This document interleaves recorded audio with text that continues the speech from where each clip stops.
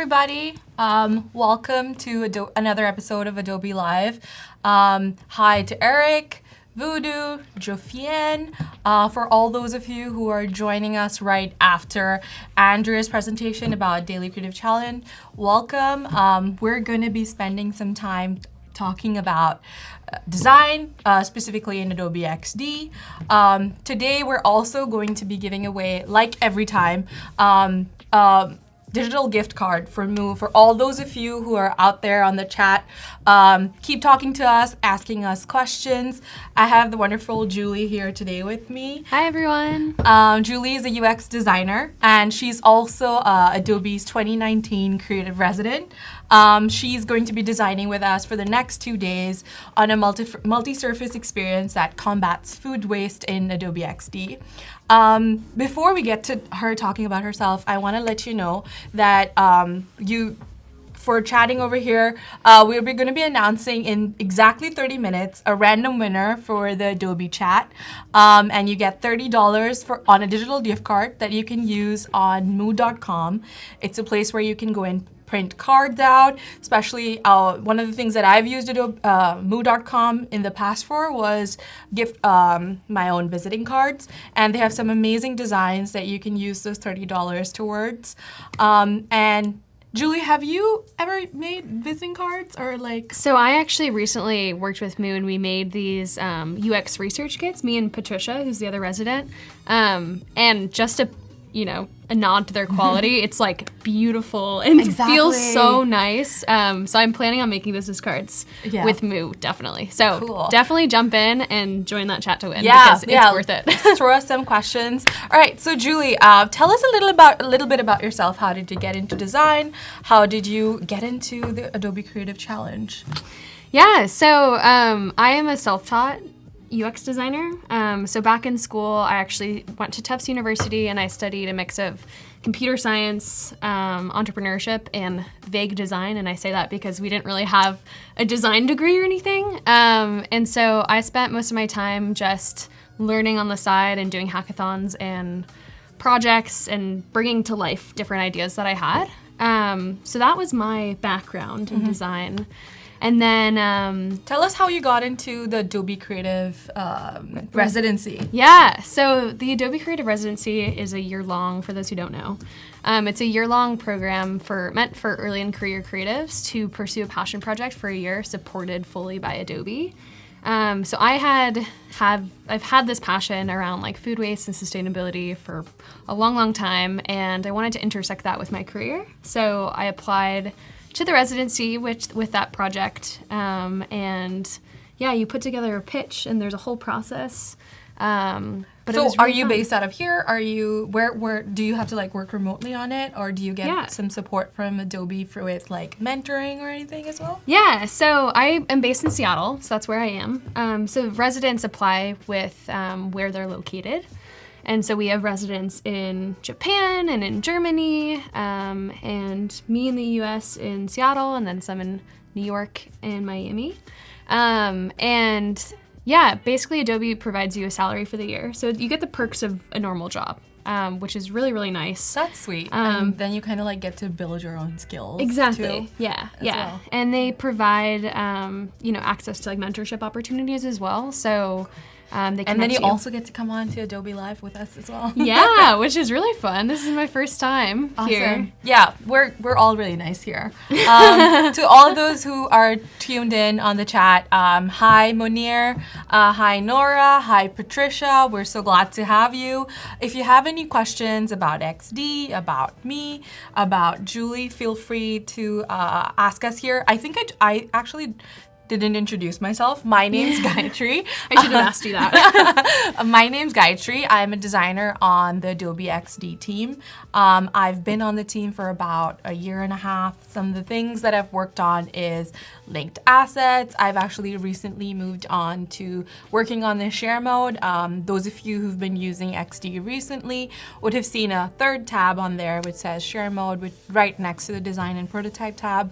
So if you have any thoughts or comments about about that, feel free to post that here, or any questions that you have along our journey with Julie over here.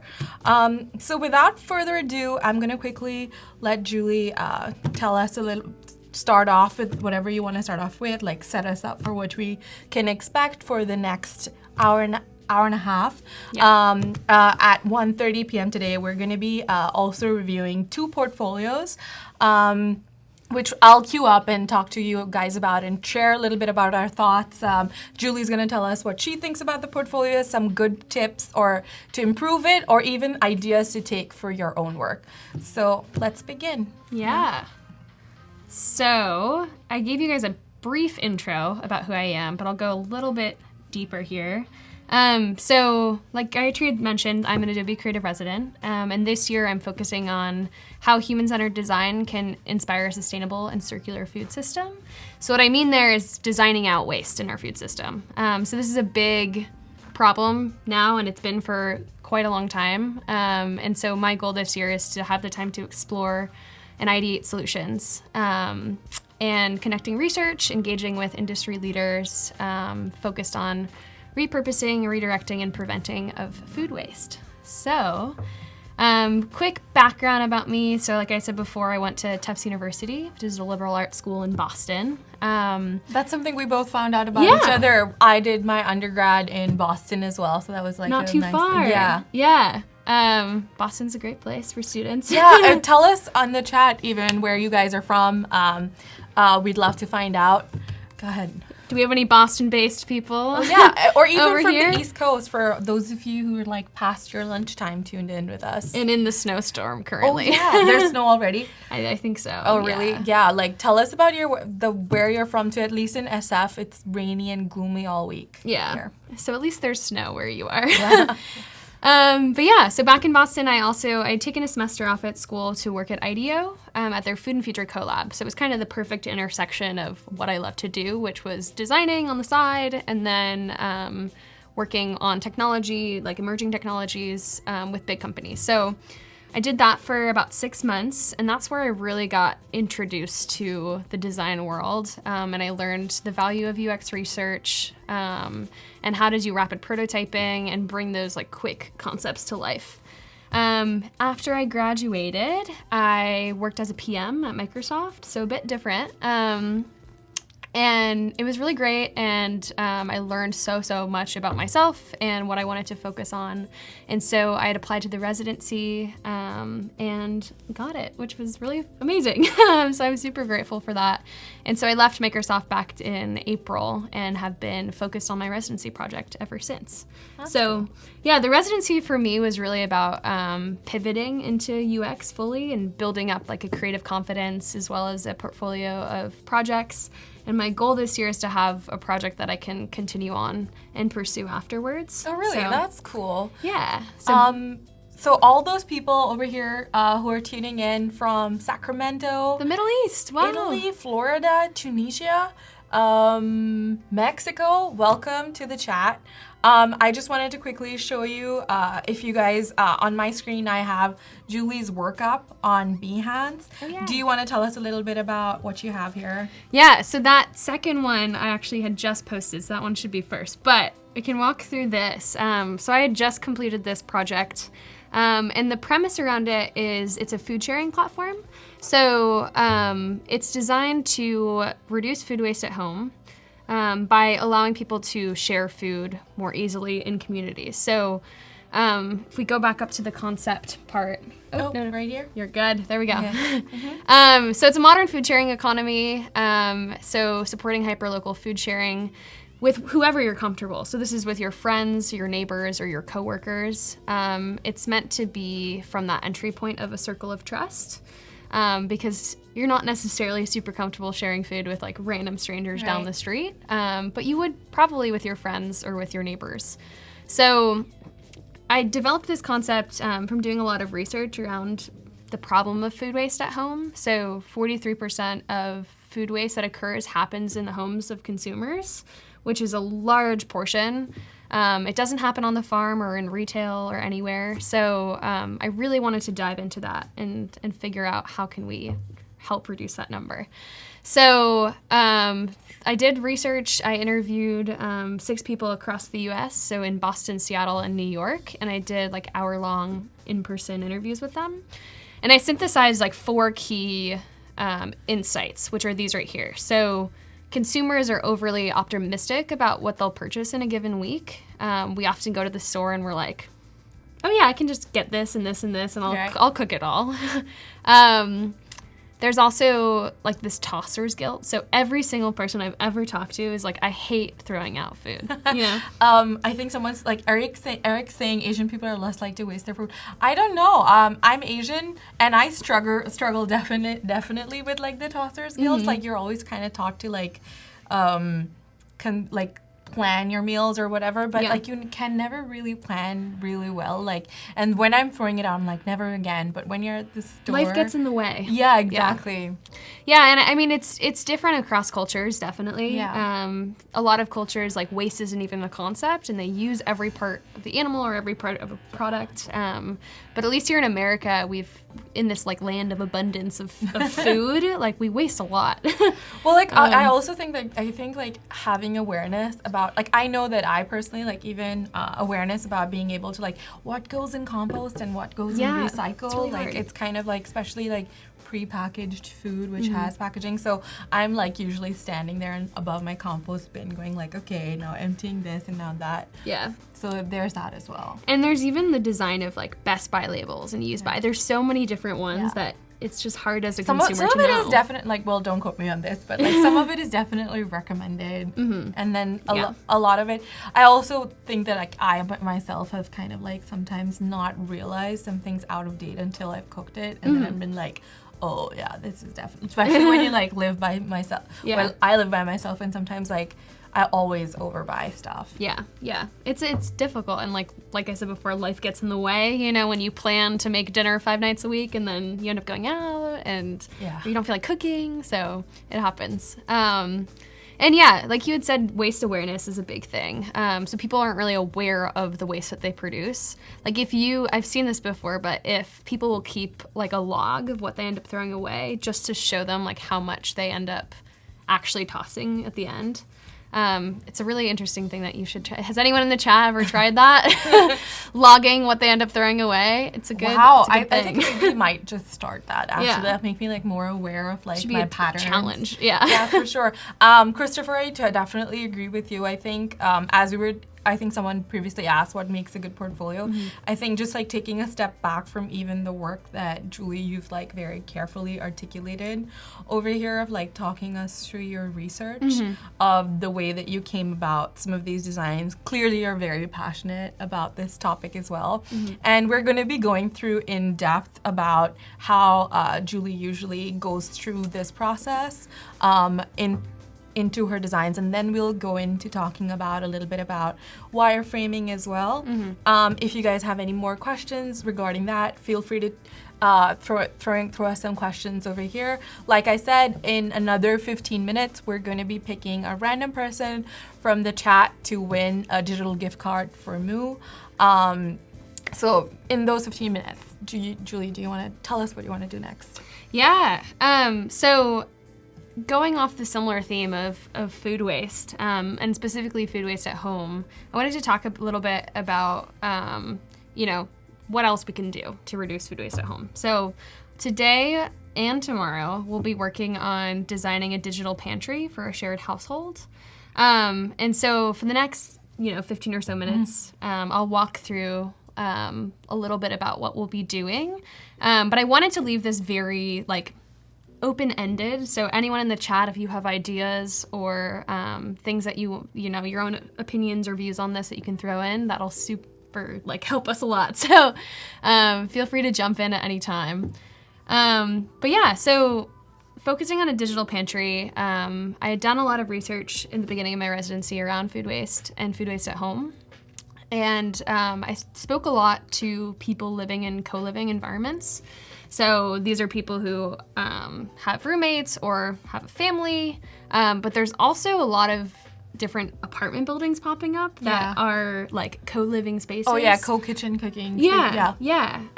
So there is a huge opportunity there to create an experience that focuses on those shared households. So the concept I am going to walk through is a digital pantry experience. And it's designed for like a tablet, so something that is on your fridge itself. So that's where it's going to get a little bit conceptual. And also something mobile. So it will maintain a dynamic inventory of your food based on what you purchase. So in Seattle, Amazon actually has a like cashierless grocery store, which is really interesting because everything is then basically digitized. So you have already data about everything that you purchase. So this is going off the assumption that we'll have that data available on like what you purchase. It'd be awesome if it was like encoded in your receipts as you buy. And then it'll allow you to know what you have and what you need to use anytime and anywhere. So if you're out shopping or you're going grocery shopping on your way home, you can see it. When you're at home, you'll be able to see what is shared in your fridge. So I don't know about you, but my roommates, we all have like a shared shelf on the bottom. Oh, cool. Yeah. That's but I guess you live alone. Well, like, I mean, for a time, I think when I was in college, my roommates and I would buy some things like milk and yogurt, like the things that you can kind of like, everybody needs it, and you can buy a kind of like a bigger batch of it. Yeah. And all of us can share it, for sure. We did those common things, for sure. Yeah. So this is just like making sure that you know what's yours and what's shared. And so like if you go on vacation and you have a fridge full of stuff, you can put that up for grabs to your roommates. Oh yeah, for sure. You can kind of just be like, hey, I'm gonna be gone, or like you're extended your vacation, or like you said, whether like you were expecting to be back home in 3 days but are not back for a week, and then you can just kind of like let your roommates know. That's kind of cool. So Lindsay in the chat says she started a food subscription service to stop wasting so much. I'd love to learn more about that. But she says there's way too much waste in the form of plastic, which is probably worse. So yeah, packaging is a big problem. Yeah, I actually did try one of those food subscription services myself as well, and like it's very like catered towards at least 2 to 3 people. And like you can make that food, and then definitely they give you like these single sachet like cheese containers and things, and therefore it like with things that you would buy in bulk at the store, and you now just have like these tiny sachets for like one meal, which is kind of nice because it teaches you to make a recipe, but then you're also left with waste. So Lindsay ditto on that. Yeah, definitely ditto on that. Prevents food waste, but then there's also the packaging waste. So. Yeah, for sure. So yeah, there's a lot of stuff to tackle in this space. Let us know in the chat if you guys have found like something successful like within your roommates, like or even with your partner. We like buying food and trying not to waste them. Do you donate food? Or do you like create specific labels? Let us know in the chat. And that's why I had worked on that food sharing app, because it'll allow like anyone to post leftover food that they have, so that rather than throwing it away, they can share it with someone who maybe doesn't even have access to food. So, but yeah, so talking about the current state. So what I did here overall is I'm trying to lay out what I will eventually put in a case study. So this is a really good thing to do at the beginning of any project. Yeah, to just get your brain kind of like used to the idea. Exactly. And I find that writing helps me a lot in my process, and like getting all of my ideas down, as well as like what's the current state and how do you want to impact that. So that's why I'm going through all of this. But yeah, the big opportunity here is that most of our food is expected to be consumed in cities. In cities in the future, a lot of co-living spaces will be there.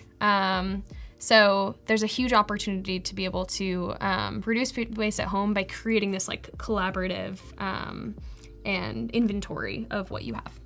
So looking at the tech, these are just some smart fridges.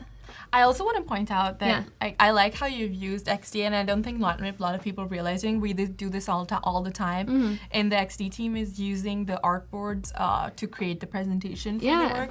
You don't just have to use XD as a design tool to make your prototype. You can do exactly what Julie's done here and kind of lay out your thinking on the canvas, and it's big enough for you to accommodate this kind of like on the side of your workspace. Yeah, I find it really just way easier, honestly, to use than like Keynote or PowerPoint Yeah. because you can just drag everything, change the colors really fast. You can have animation with auto animate.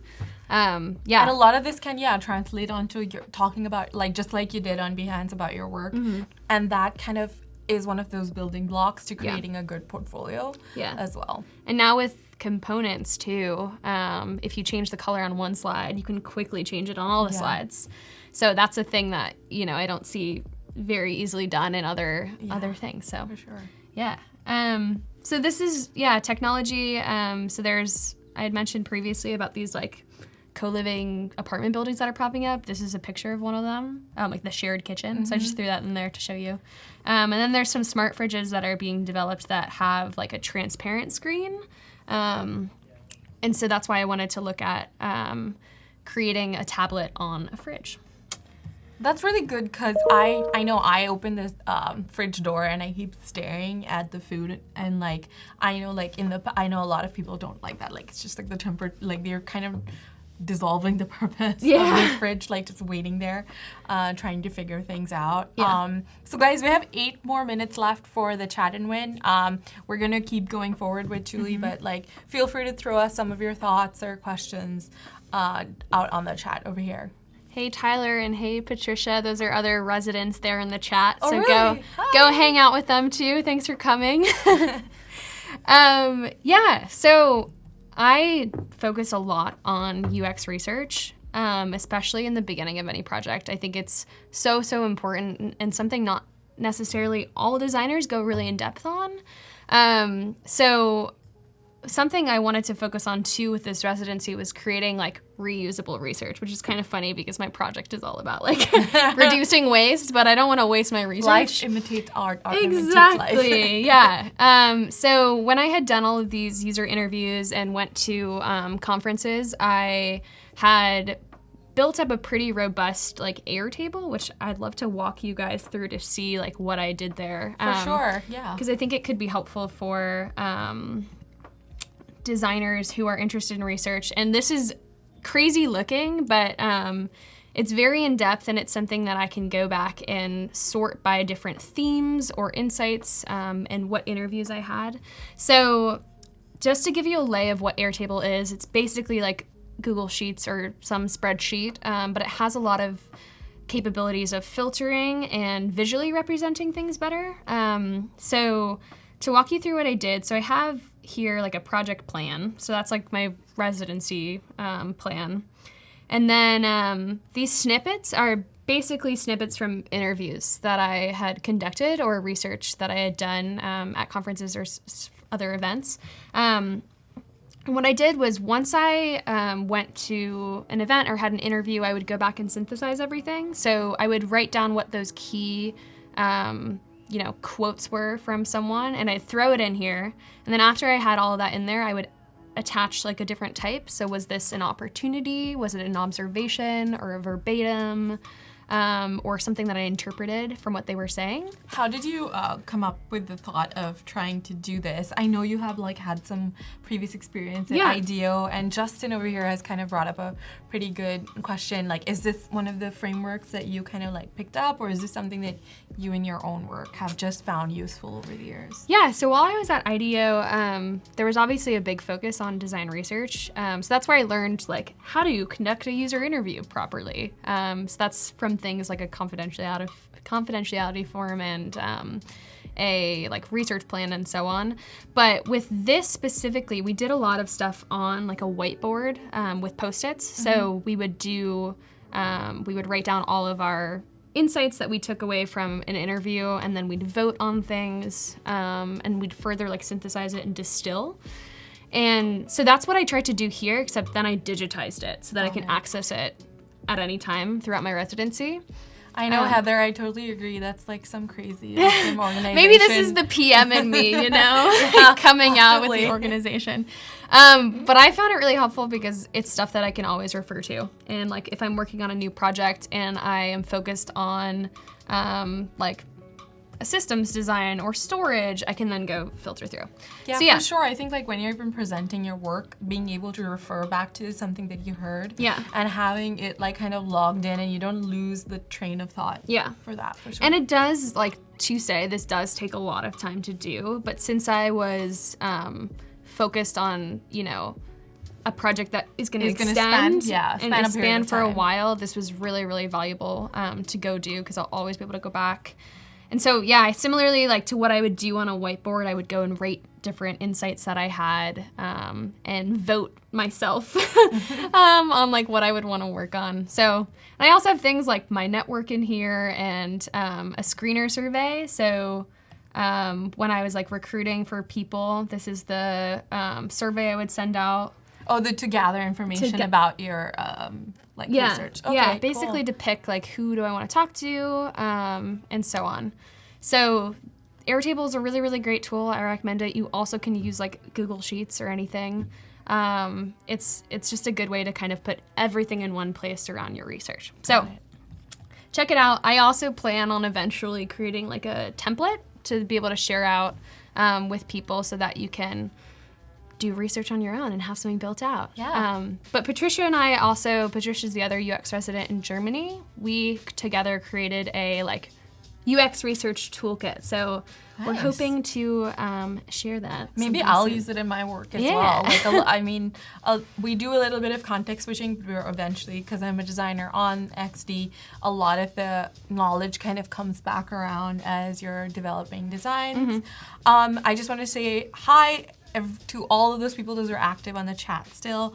Justin, Voodoo, Anna. Is Anna a creative resident? Yeah, Anna was a former creative resident from last year. Hi, Anna. She's actually doing a daily creative challenge as well this week. So wow. Good luck to you, Anna. And also, yes, I'm glad we're talking about some good UX practices as well. All right, so jump back into it. So yeah, from my research, I went back in and I pulled out a few key things. So big takeaway is that the grocery store is not designed for a solo shopper. So this is kind of touching on, I think it was Heather's previous point about packaging. So I had one person I interviewed saying like, I always buy too much arugula because I have to get the whole box. And we end up shopping for ourselves, so there's nothing worse in a house than having 5 separate milk jugs. I feel like we've been there. I once lived in a house of like 12 people back in college, so we had a lot of milk jugs. That's probably why I think my roommates and I decided to buy like a common milk. It's better to have one big milk carton rather than 3 smaller ones. Yeah, definitely. And then with co-living as well, like living with roommates, there is a lot of goodness there. So there's good trading and sharing that already naturally happens. So people share, like you just said, like staples like butter and milk. And oftentimes people will trade products and produce. And if you're going out of town, you'll forget that you had groceries, but you'll text your roommate being like, can you eat this? So yeah, that's like the foundation of research for this project that we're gonna go into. Awesome. So pain points and key features, this is the next step that I go through. So after doing research and going through with people like, you know, what is your view on this, and conducting a full like thorough research process, I will synthesize what those pain points were. So I'd love in the chat if you guys have any pain points around if you live with roommates or with your family, like what are the big pain points you have with your fridge or like your kitchen? Throw that in here because then we can add this into the pain points list. But the first one I have is that we don't know when things are good until. So that's touching on like, you know, those Best Buy dates are a little unclear. We're going into a quick countdown to announce the chat and win. We're going to be randomly announcing one of the winners here. So the genie of the computer is going to tell us who's going to be winning. There's a $30 gift card, digital gift card for moo.com that's going to be available. So while we're waiting for this, I'd just like to tell all of you that even if your name doesn't come up as one of the winners, you are still able to go on to moo.com/Adobe Live to get a 15% off on your order. The link is right up there. To be able to take 15% off your order. Feel free to, like, even if the holiday season's coming up, I'm sure they print some cards. Yeah. The hiring season is coming up as well. Yep. January. Yeah, January to like February, March, up until April, I would say. There's going to be those who are going to be like hiring, and this might be a great time to use a little bit of downtime and use the discount to get create some visiting cards for yourself. Yeah. They also, I believe, offer like a small set that you can get as part of like a sample. Yeah. So before you order like 50 of them, feel free to like try out a sample of this. Yeah. And they have also, like, I love the little small business cards. I want to get some of those. Less paper.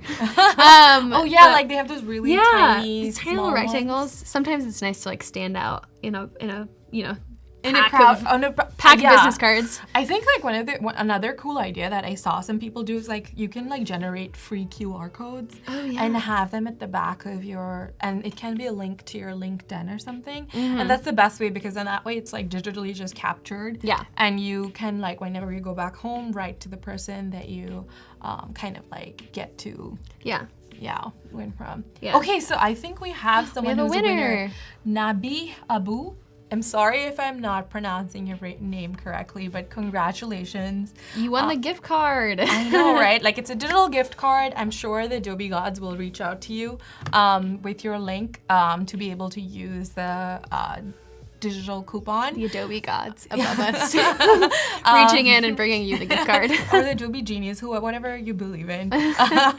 And also, again, like I said, if one of you didn't win this and you were hoping to, tune in tomorrow. We're going to still do this again and pick a winner tomorrow on the Adobe chat. Or you can go to moo.com/Adobe Live for a 15% off on your order. Awesome. All right, jumping back in. So we were at pain points. So right now, for those of you who just joined us, we're talking about a digital food inventory for co-living spaces, so shared households. Yeah, and Julie's just finished talking us through some of the like tricks that she uses to capture all her research in one place. We're kind of like diving right into right now some of the pain points and key features that she's going to record in order to influence her design for the app. Yeah, so the key point, so this is something I do every time before I start designing a project, is writing out what are the key pain points here, and then I go into key features. So the big pain point here, I have a whole list that I'm gonna slowly expose here. So you don't know when things are good until, and you don't know what you have when you're on the go. So oftentimes people will go grocery shopping on their way home from work, or they wrote a list at home but they forgot it, and so they're relying on memory. This happens to me all the time. Oh yeah, like especially because I live by myself, I don't know what's in my fridge already, and you're kind of like stressing your brain to try to remember. And you end up buying 2 cartons of eggs, even though you had some. You'll often forget what is yours in the fridge. And also, sometimes if you're living in a co-living space, there's quite a few people like I had when I was in college. And so things will get buried and you won't know what you actually have because you can't see it up front. I even think about the design of the fridge and how it's so deep, but you can't even see what's in the back, That's true. That's so true. I also think that it's kind of a random thing, but even the size of the fridge, I feel like in my apartment, my fridge is so massive that I kind of just keep storing things in there. And I think if it was a size that was more appropriate for the number of people living in a studio apartment, it would be. Although then it gives me the chance to keep things in the freezer longer. So it's a dichotomy. Yeah, and with the freezer drawers, things are just stacked on top of each other, so you don't really know what's in there. Yeah. And I know some hacks around that is writing a list on your freezer of what you have. Oh yeah. So that's something we'll bring into the design later on. So another pain point I heard was if you're away on vacation and forget that you have food, if you have multiple of the same item in one fridge, so that's those 5 milk jugs. And then also they're stealing food. So, you take a little here, take a little there. I'm sorry to my roommates that I steal food from sometimes. But, I think a lot of people would prefer if you just ask for food, or borrow something. Oftentimes if I have a ripe avocado or banana that I won't eat today, but my roommate wants one, we can offer that up. And so that's another piece of the app that we'll talk about. So after going through these pain points, I usually write out key features. So what are features that will directly tackle these pain points? And obviously this list will keep growing as you design and as you start testing with people and users. But to talk a little bit about what we have here. So you want to see what you have in your fridge on the go at any time. So with the tablet on the fridge itself, that will be able to show you what you have, but also you can open the fridge and check out what you have, but if things are buried. But while you're on the go, you'll be able to take a peek into your fridge and see what you have. See what's shared. So this is key for the co-living household. So, for us at my house, we have a shared shelf, but oftentimes you don't have enough space to have your own shelf. And so being able to see what is shared in your fridge that anyone can have or that is put up for grabs. If you can search for an item, so if you're on the go and you don't know whether you have milk or eggs, you can search and see. So it's sounding to me like you're thinking of this as a dual screen experience, kind of like something that's on the fridge and then maybe a mobile app. Exactly. Okay. Yeah. So I see it as a 2-part piece. And that's where responsive resize is so helpful because you can go and just drag the different components to be wider for a tablet or smaller for... We'll definitely talk about more about that a little bit later, but even from in the beginning of your research, that's where you can kind of start setting up some of the experiences, because not all the screens that are in perhaps the fridge screen are going to be on the mobile screen as well. Exactly. So to be able to plan in advance what you do and do not need, that'd be great too. And I see Eric on the chat says that he has to hide his food from his kids. So maybe we should have a feature in there to hide food or put us off limits. That's a funny one. Yeah. So the ability to share an item in your fridge. So this is talking about the use case, if you're on vacation and you forgot that you have food, if you can put that up to be shared in your fridge, that'll help reduce that waste. Request to borrow and trade. So I heard this a lot. Already happening naturally in co-living environments is trading and borrowing. So that kind of relates to a question Amina has in the chat. She's asking about how do you detect in your fridge what you're out of, or do you manually update it? I think there are multiple ways that I can think of, but Julie, what's kind of on your mind? Yeah, so my goal, and that's why this is going to be a little more conceptual, but it would be, and I think we'll get there with the technology, but to be able to have image recognition with what's being put in your fridge and what's taken out. The difficulty there obviously is packaging as well, and being able to see how full of something is. I think not to plug Amazon here, but I can almost imagine if you're shopping at an Amazon store and this app is kind of talking to, or even if you're shopping at a Trader Joe's or whatever. Exactly. It can recognize some of the barcodes and it lists it for you if it's connected on the app, seeing your receipt. Yeah. But I think it'll probably, to answer your question, I can imagine it being both, right? Something that you kind of manually update, especially if you want to indicate that it's a shared item. Exactly. Or not, yeah. For sure. And I think, detecting what's in your fridge, if we have data on what you're purchasing, which is, I assume we will have eventually in the next 5 years, all of the data about what you're buying. Knows what we're buying all the time. Everything knows. And so being able to leverage that for a good cause, which is knowing what you have.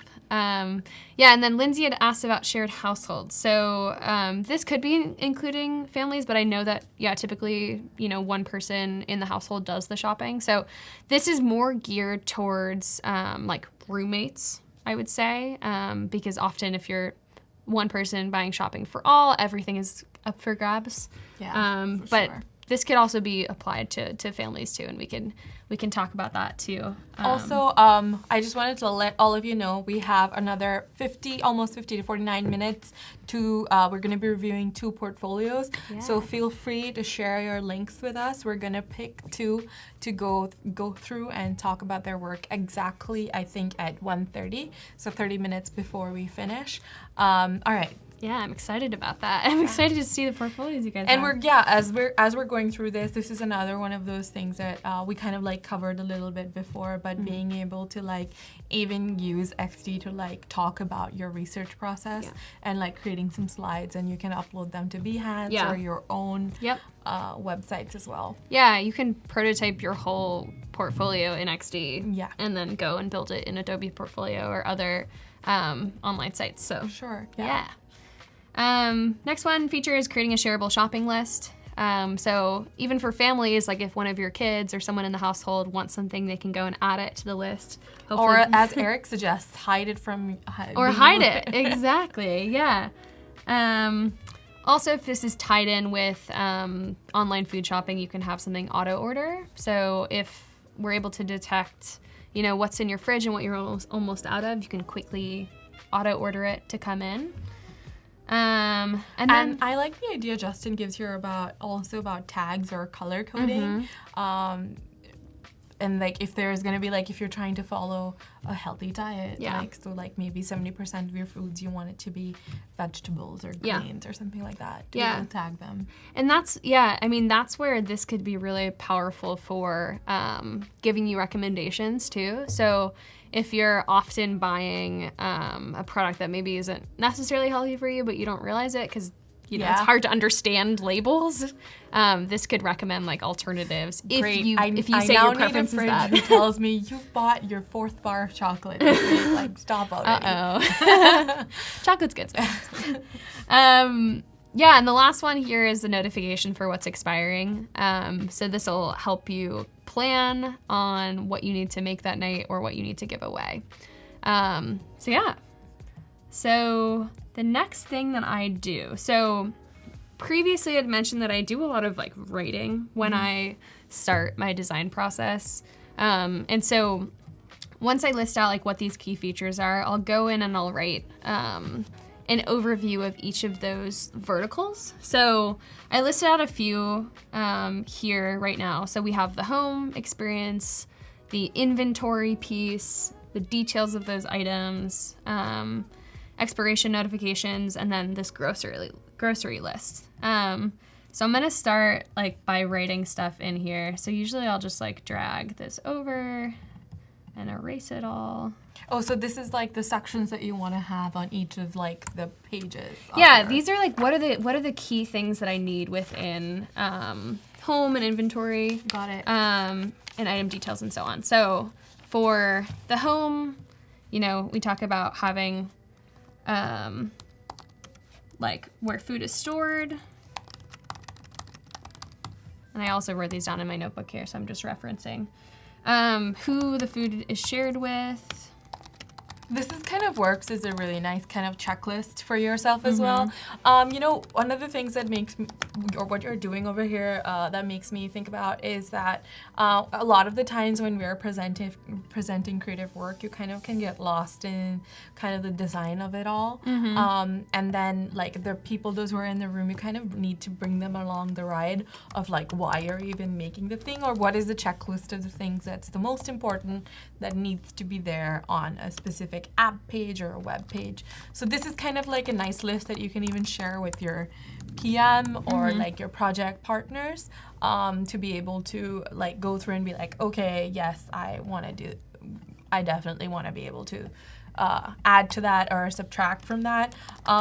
That's actually one of the things that people are also able to do even via Adobe XD. Julie can in fact invite me into right into Adobe XD with one of the new features that we have. Co-editing. Yeah. So if you look at Julie's screen closely, you will see me shortly enter into the app itself as well. I can certainly see Julie. So you can see that little icon on the corner of the screen. Right. That's me right there. So I can join in and start like editing away. And so let me just quickly show you. You're on the overviews page. I can see that. I am. Don't worry, I won't like rummage anything just yet. Yeah, it's like whoever touches it first has Yeah. the control Yeah. over what is added in here. But yeah, it's super helpful, especially if you're working remote like I am, to be able to share like an XD file and then have someone like come and jump in. Yeah, for sure. If you want to click on that little invite tab over there, just for the viewers to see, that's where over there you'll see a little invite sheet. That's where you can invite people into your document to help you. You can divide up some of your work, just like you would your fridge. Yeah. And share some of your work in there. Yeah, so walking through like what I want to see on the home screen. So where food is stored, who the food is shared with, see that grocery list, and then where the food is stored and who the food is shared with is like kind of a subset of the inventory. Expiration notifications, so that should be kind of front and center because that's pretty pressing, is like what is expiring and that you need to use. An activity feed, so if your roommate put something up for grabs, you can see that was added, and then also a profile just for like tracking who is looking at the fridge and who's not. And that's for the home page, just like for the home page. Yeah, exactly. So then we can go into the grocery list. So we'll start talking about that. So for a grocery list, what I want to see is who is it shared with. So is this like a shared grocery list, or is this my own personal grocery list? And then I'd want to be able to add to the list and remove. While you're typing that in, I just wanted to quickly let people know, those who are tuned in, today is day 0 of our daily creative challenge, which will be going on through the entire week. The topic is going to be designing a web experience for building custom perfumes and colognes. And people can reuse. We're talking through how to use XD today over here. The challenge will be up, and you can start. We'll be talking about some of those things tomorrow as well. I just wanted to let you know that the Daily Creative Challenge is a nice place for you all to be able to kind of follow along throughout this week. We had Andrea before us, who talked us through what the Creative Challenge is going to be is going to be taking care of. These are some of the things that happened previously. In the morning, we talked with Anna about Photoshop Daily Creative Challenge. There's also, of course, right now we're going through the Creative Challenge today. We're going to be talking through some of it today, and tomorrow is also going to be continuation of the Creative Challenge. Right after us, there's going to be a first ever Adobe Illustrator Daily Creative Challenge, which Andrew will be talking through more about. So those kind of like the daily things that are happening on adobe.com, on Adobe Live. So I think while I was telling you all that, Julie's made quite a lot of progress over here. So you want to tell us what you've done here, Julie? Yeah, so I'm still going through and adding in key parts of each of these pieces of what I'll be designing. So the grocery list, I just added in like a search there, so be able to search through. If you have a long grocery list, if you're shopping for a family, you'll be able to search for an item. And then inventory, so that's talking about who is this item shared with. You'd probably want to see like a list or a grid view. So if you're someone who responds better to visuals, you'll be able to see that grid. Or if you just want to see all the information, you can look at the list. Then the ability to sort. So if you want to use up, your food that's going bad first, sort by expiration. Or if you want to see when something was purchased, you can sort by that too. Added in search there as well. The item details will be a piece of the inventory. So I'm going to put that below over here. So it'd be helpful, based on these pain points that we have above, if you could see when the item was purchased and then what that use by and expiration date is. For And sure. that'll help, the visual, like to visually see like what's expiring first. So purchased, used by expiration. You'll also want to see like who that item is shared with, obviously. What I also like what you kind of have going on over here is you're already beginning to brand the experience for your project as well. That's one of the things that, of course, is always kind of expected from designers and their portfolio work as well, in like being able to concisely present even your thinking and expanding that kind of brand forward onto even your research, and like to be able to neatly summarize it for sure. Tara says, "Hi, Julie. Do you know if there are any most commonly wasted foods?" Thanks for the question, Tara. So, have you found any most commonly wasted foods? That's a hard question because it varies like so much across cultures. Yeah. But I feel like dairy is like probably one of the ones that. Yeah, I mean, it's things that like perish really fast. Yeah. So milk, eggs. Well, eggs I guess takes a little while. But dairy products, cheeses expire really bad, like pretty often. But yeah, I wouldn't say there's necessarily like one commonly wasted food that's shared across the world. But obviously it's mostly things that like perish pretty fast. Because it's also hard to know when something's still good or not. Yeah, like for sure. you do the smell test, the texture, like is it good, is it not?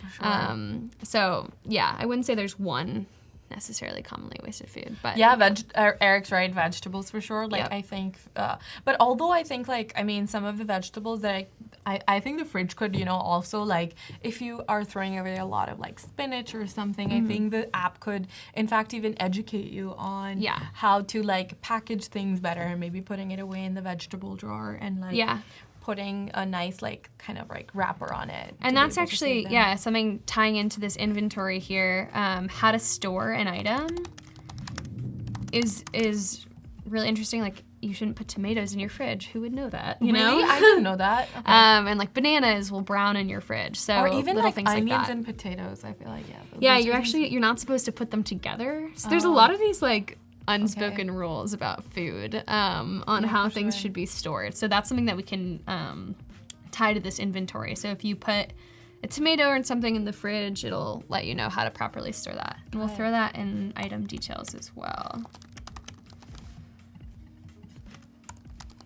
Voodoo says, the issue in my house is that everyone wants to eat a different kind of salad. We have 5 salads that no one finishes. Maybe you guys need to like invent a salad that uses a little bit of everything that everyone likes, and maybe you can like even probably patent it. Or like launch it as a recipe on Facebook or something. I'm sure you're gonna like help some people out. I get lettuce from like a co-op nearby, and it actually ends up being cheaper because it's in bulk. And so I just buy like exactly what I need for myself, which is just a little bit. So if you have access to, a bulk shopping place, that's a good spot. Yeah, for sure. Eric said we're doing UI and life, which is true. Which is a big part of what I do is designing products and experiences focused on food waste, but also how it applies to your life. For sure. And sharing that. So actually, I don't know if we talked about it. This might be a good time to also like talk about the fact that there's, did you say the Creative Residency is actually open right now? Yeah. For people to apply to? Applications are open until January 15th, I believe. Yeah, and if you just Google Adobe Creative Residency, I have it up on my screen over here. You can find out a little bit more about the residency, meet the people, those who are residents right now. As I told you earlier, Julie is right now one of our 2019 residents. And this is actually, I think, do you guys pick a topic that you want to be working on? Yeah, so the residency, every resident, and it expands across fields. So we have videography and illustration, graphic design and photography, UX, and experiential design. So you apply with what is a project that you'd want to pursue for a year. and focus on fully. Got it. So it's a full-time thing. So it's very, very important to not just think of a project that maybe Adobe wants, because you're going to be the one like working on that every day for a year. So that was a big, big focus of everyone who's a resident, is like, what am I truly passionate about, and what would I like to do for that year? Got it. So yeah, you make a project pitch. There's actually on the website, there are example projects. So this is the current of what residents are creating now. So we see Tyler there, and Patricia and Sin. Go check out their work, it's awesome. And below there should be examples of, if you go further down, maybe down a little more. Somewhere on this page, there are example applications that you can go reference and see what are the key components that I'd want to add in here. This year they built more of a structure for people to apply so that you can, last year it was very free form, so it was a little like you could do whatever with your application. But there were key things that they do want to see and need to see, and it also helps you structure like your project, so that if you get the residency, you have that baseline of like, what am I going to do on day one? So check it out. It's an amazing program. Honestly, like a dream opportunity. Yeah. I don't know of really anywhere else that does something like this. So go check it out at the Adobe Creative Residency website. Yeah. And there's also a video that just came out too. Awesome. So that'll give you a brief intro. So yeah, so we finished up going through kind of what are the key components of this application. So I want to show a quick mood board on kind of how I'm feeling about where I'm going to go. And this will come more into play tomorrow. But I really, really love the more like retro, old school kitchen vibe. So I love playing with color. And so these are just some like examples of things that I threw in here that will inspire me going forward. A lot of times I feel like with smart fridges and technology, it can be very like clean and sterile. Yeah. But I want to challenge that and be more like fun and colorful around it. And food is supposed to be fun too, right? Like, I Exactly. mean, you need to be one. It shouldn't just like, I know people use like a kind of like that phrase, like, I'm going to go making a grocery list. Like, it doesn't need to be a boring task. I mean, these are grocery lists. This is like, ripped up sheets of paper. Yeah. Like, I mean, like, you can even bring that into the app as well. Like, make it feel like a personal activity rather than a chore. Yeah. For sure. And like, make it more fun to be able to interact with. Of course, also because this is something that's going to like, your fridges are usually in your kitchen, and it's like a very visible part of your daily life. Yeah. And you'd want this app to be fun, and like kind of nice to use as well. Even with the mobile app that we'll go into, we could mimic, like with Kindle, it's it mimics almost like you're reading a book, right? Right. And so that could be something with the grocery list where the screen, goes a little darker or more flat, to mimic like a written list. So bringing back like the novelty in that. So what I usually get started with here, so today we're going to focus more on like the wireframes for this application, and then tomorrow we'll go more into prototyping and building out further those experiences. So yeah, for sure. We have like another 2 hours tomorrow, and today maybe we want to like start laying out some of the pieces before we like start pixel perfecting the whole thing, for sure. I think we have a couple of new people in the chat. Stone, hi Stone. I too learn by solving problems. It keeps me motivated, for sure. Like, it's hard to kind of like jump onto someone else's path, and that's the best kind of learning you do. And that's great for the residency too. Check it out, because you get to solve problems that are important to you. Thanks for throwing the link on there for the Creative Residency. For those of you who have just joined us and don't know what really the Creative Residency is, it's like a year-long program that Julie is actually a part of as well, and she's picked the theme of one of the themes that you've picked is food waste, right? Yeah. And So the food waste, designing solutions to prevent, repurpose, and redirect food waste, that's the overall theme for my year. And Voodoo had mentioned or asked a question around, will I be developing multiple kinds of UX projects?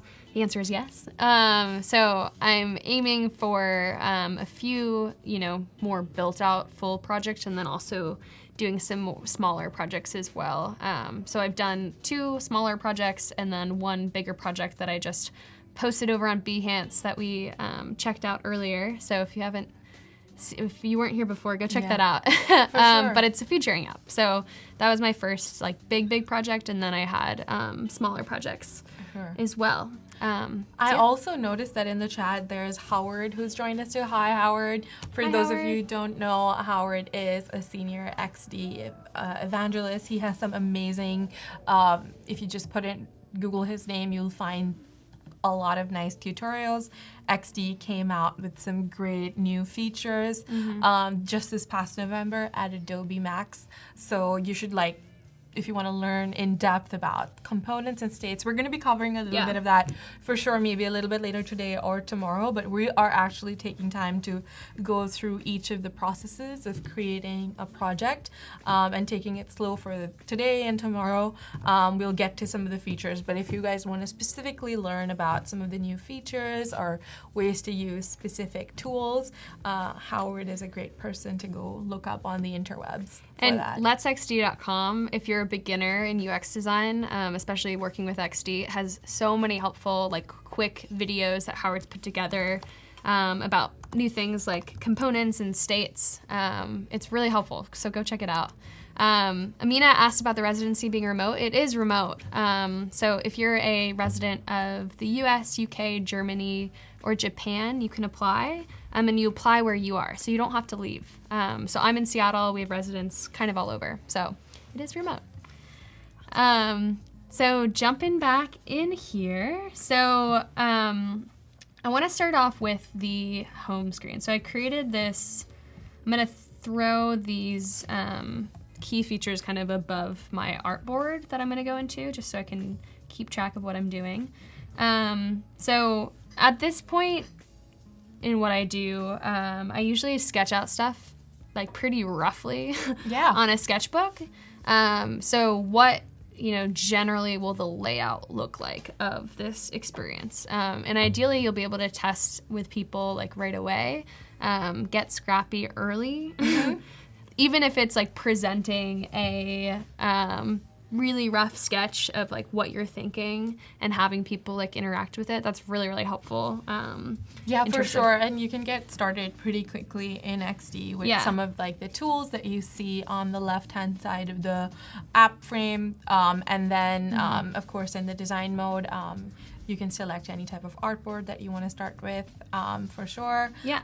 And what Julie has really smartly done is kind of lay out the screens and the topics that she's going to cover in each of the screens.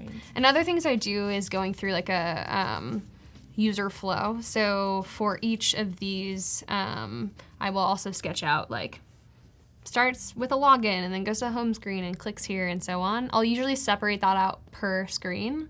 So what is the user flow for the home experience or the grocery list or inventory? So I'll usually do that as well.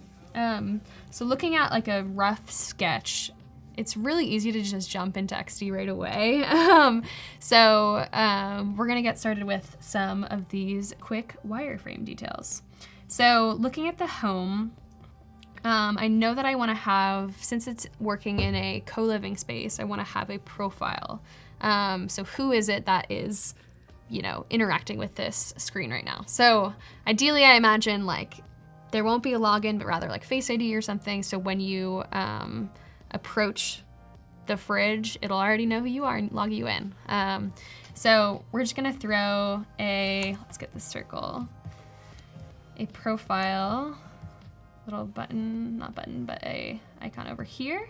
And then for a photo, I really love, I found this recently, my mentor here at Adobe sent this to me, but it's a mix and match illustrations library. So it has a lot of fun illustrations of people. So I usually use this for little profile icons. And I'll go in and I will grab someone. All right, who should I pick? Anyone on the chat? Or what do you think, Gayatri? I really like I kind of really like the first girl with the hair and With the hair? wind. She's a good quick first choice. Yeah, let's do this one. So I'll take the SVG file so that it's a vector, and I'll do a direct download. Howard says, "Do you know who I am?" Fridge question. That'd be a fun. Like you can maybe like make your fridge refer to you as a special someone, as like make it talk back to you. Maybe it can mean like kind of that customizable, but like by like Alexa or something. Yep. That'd be fun. I love that we've got a nice little healthy chat about the creative residency going on in the chat over here. I'm sorry to hear, Amina, you won't be able to apply. I would double check that. I'm not entirely sure. But I mean, one of the other ways that you can continue improving your work and creating some projects is through the daily creative challenges. We have it for all of the different apps. We have one for XD that's going on.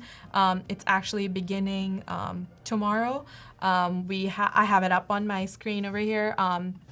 It's just on Behance and it's called challenge/XD. All the steps are explained over here. Each day you'll get a challenge. You kind of follow along with the designer who's going to be working on it. You can also join a chat community. It's on Discord where you can post some of your links and talk about the work that you're doing. It's kind of up here. You'll see Sam post some reminders up over here, and you can go join the community over there. And of course, like I said, you watch the Daily Show, and we will tomorrow be talking about some of the work that you guys are going to be sharing with us on XD. All right, so jumping back into where we left off. Yeah, so I took that illustration and I just took a quick screenshot and threw it into, I just dragged it into this circle here. So that's the profile. And then other things that we want to have, so referencing my sheet here, so an activity feed. So this is tying into if something was just shared in your fridge.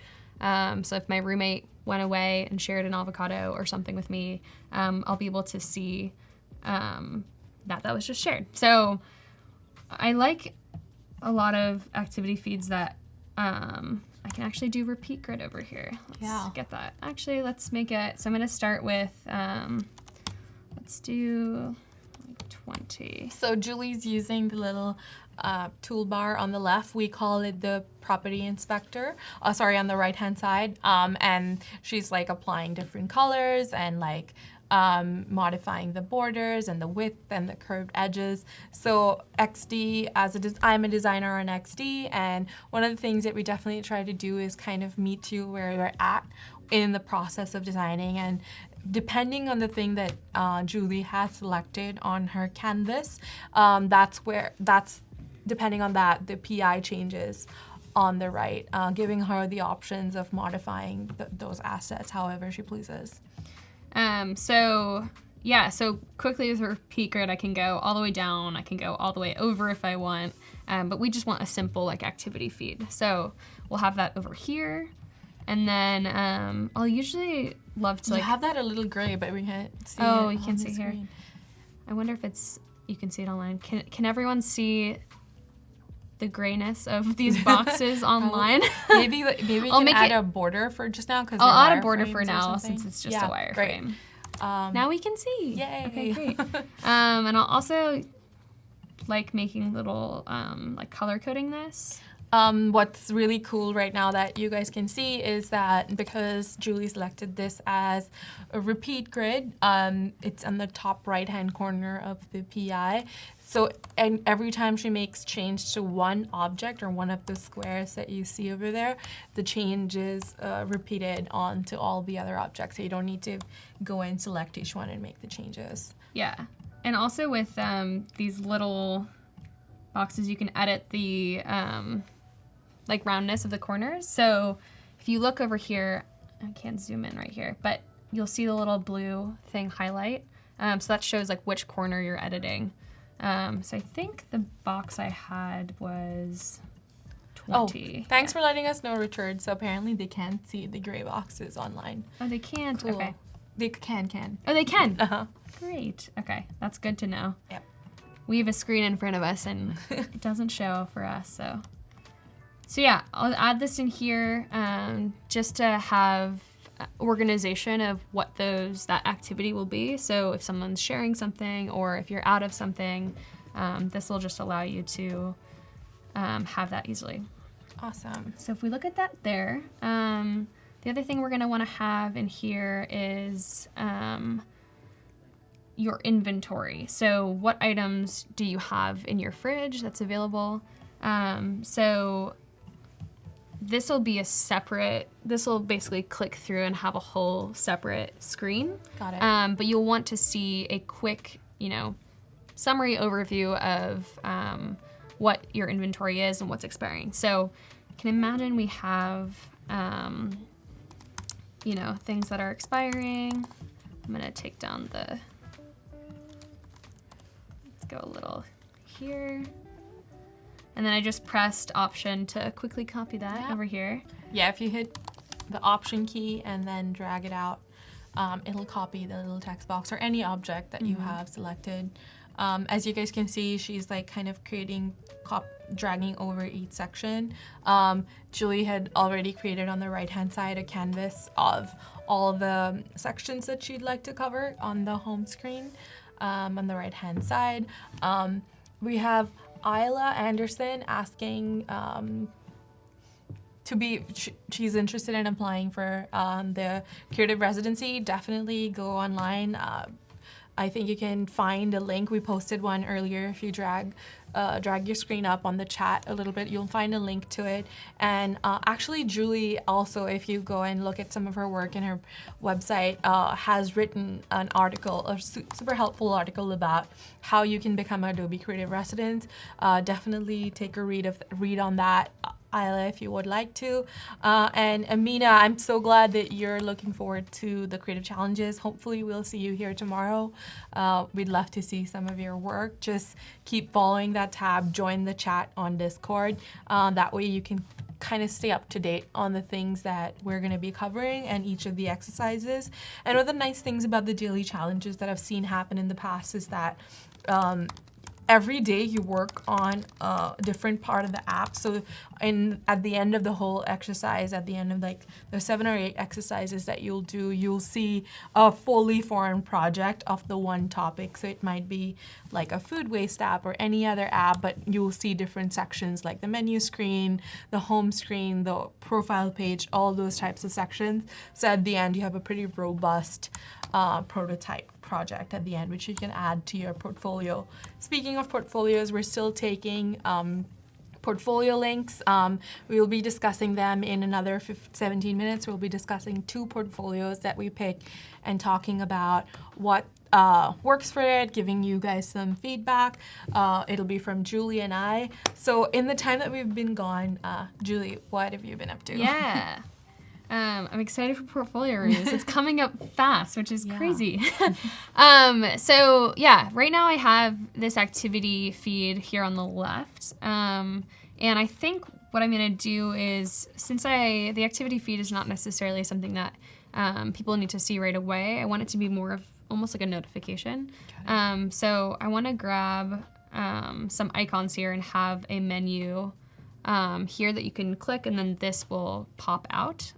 So I'm gonna quickly show what that will look like. But if we just have this in the background, that'll kind of mimic what that will look like. So this will be like a pop out. Got it. Almost. It takes over that part of the screen. Yeah, we can do some fun prototyping with XD with that and have it appear nicely.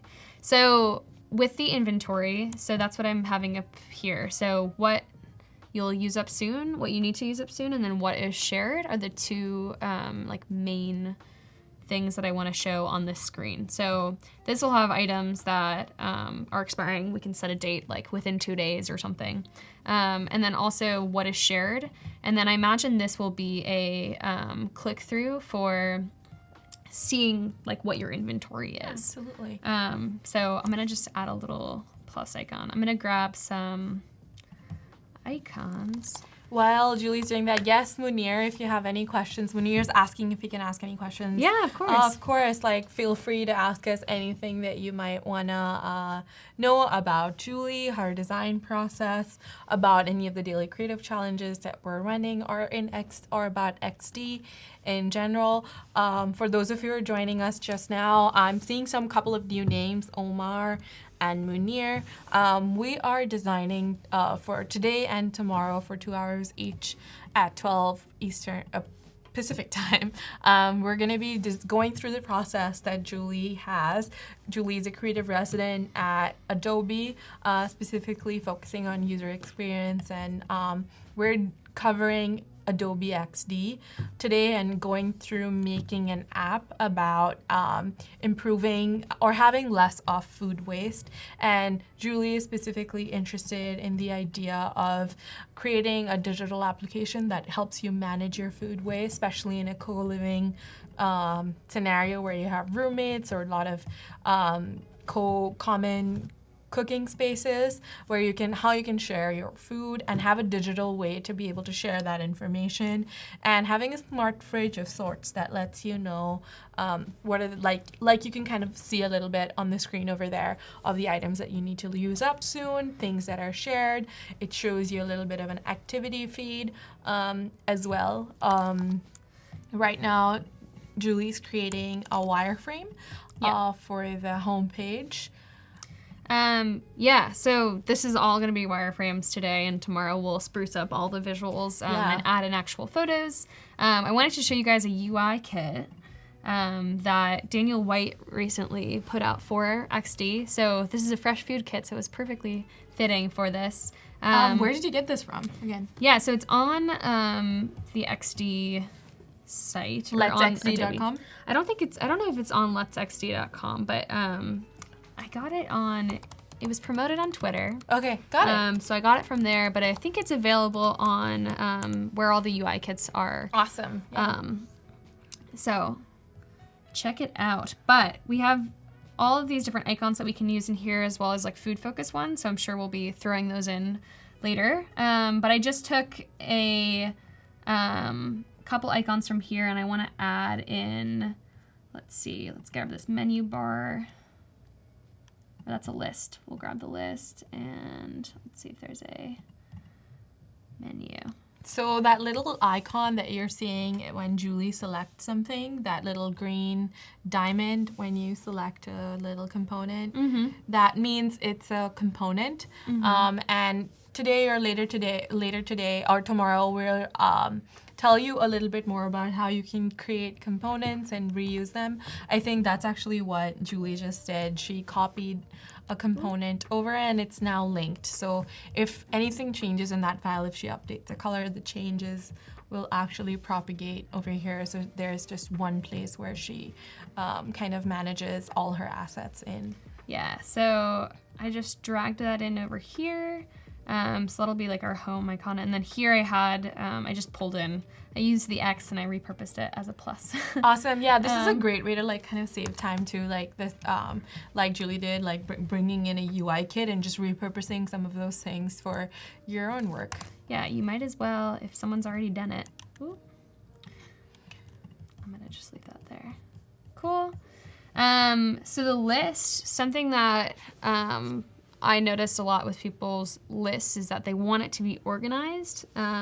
So basically by what they'd have to do in the grocery store. So having it organized by, the meat and the produce, things that are frozen. So what I want to throw in here is having a separation of what these things are. So this is all a home screen. So these will be things that you can click into a full view of. So if we make this. Got it. I see Munir has a question over here. So how do you define a qualified design, I think you mean, qualified portfolio that can attract high quality clients and also big companies?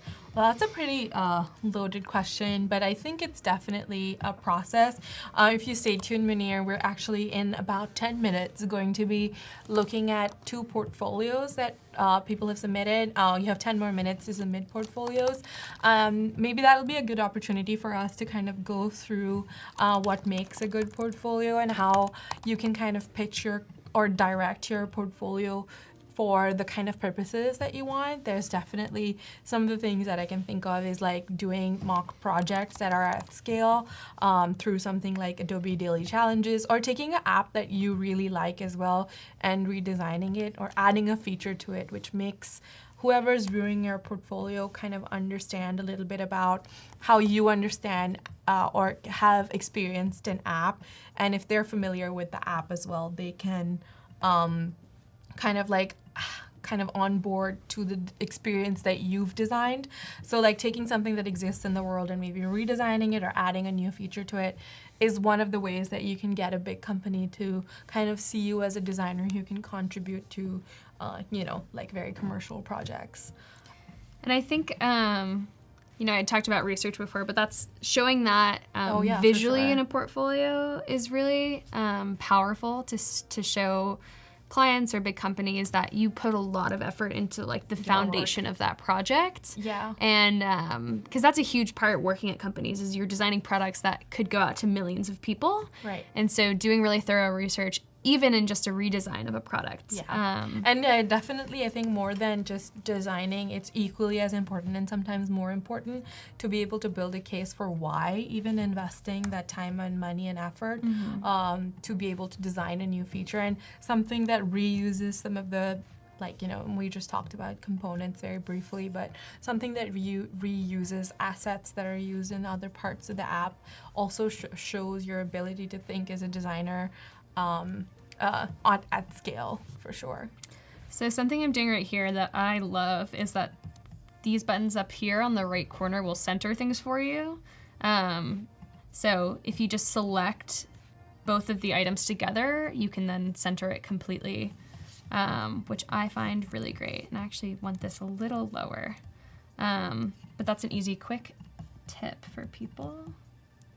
So this list is just the overview. So I have 6 meat items, 12 vegetables, 2 frozen, dry goods, and this could obviously be dependent on what is in your list. We can add more sections from there. So I'm getting like a good foundation for what the wireframe is for this experience.